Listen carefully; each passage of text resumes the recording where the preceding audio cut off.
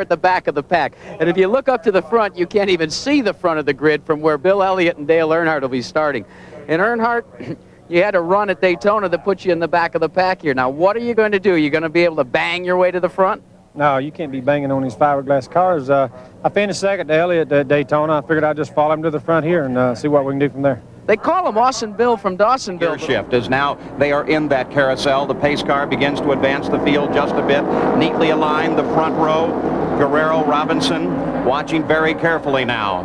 The pace cars accelerating, beginning to pull away just a bit. All eyes on the starter.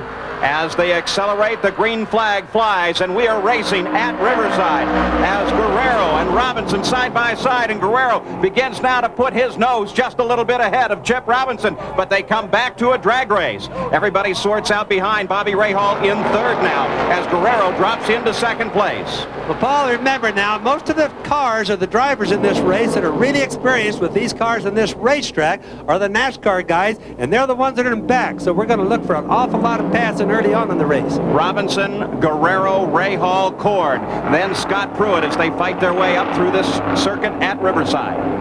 Bobby's point about the NASCAR men moving up is good, but it shouldn't be forgotten that Chip Robinson leading the race now, and that orange car is a sports car driver with a lot of experience here, and he looked aggressive and very, very good going through those S's. And by the way, the tires that these cars are fitted with, the drivers say they go off after just a few laps. They don't get the adhesion they do at the start.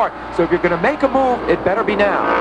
A lot of what you can see right there, Paul, is the drivers will do a little bit later. As you saw that car in the front of Chip Robinson clipping the dirt, getting a little bit of dirt out. Now that makes it a little bit slippery for the guys behind, and as the race progresses, we'll see more of that. You look ahead to see Chip Robinson in the lead. On board car number 12. That's the second place car of Roberto Guerrero. There's the leader, Chip Robinson. Now, the scheduled distance here is 30 laps or just a tick over 76 miles. Now, in the International Race of Champions, there are no... Yeah, Ray Hall's got a little more oval experience than you might think, but look, they're side by side for a second there, or almost. Whoa! As Ray Hall loses it, coming off of the ninth. Well, he was hit. He was hit. Labonte touched him.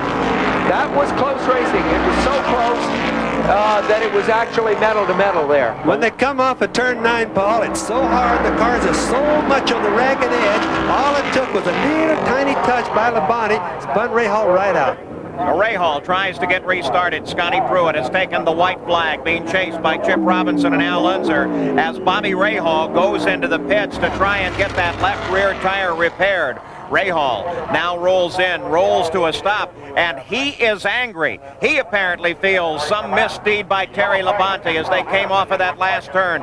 Bobby Rahal not at all pleased with that situation. And Jeff Bodine slows to a stop on the circuit as Scott Pruitt comes off the final turn and sees the checkered flag, becoming the first road racer since 1979 to win a race in the IROC series.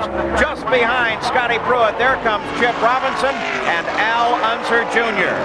Terry Labonte, with Rahal falling out, will now finish in 4th place as here comes Terry Labonte across the line and on board with Bill Elliott, who started in 12th and was only able to move up to 10th place. So Scott Pruitt has won.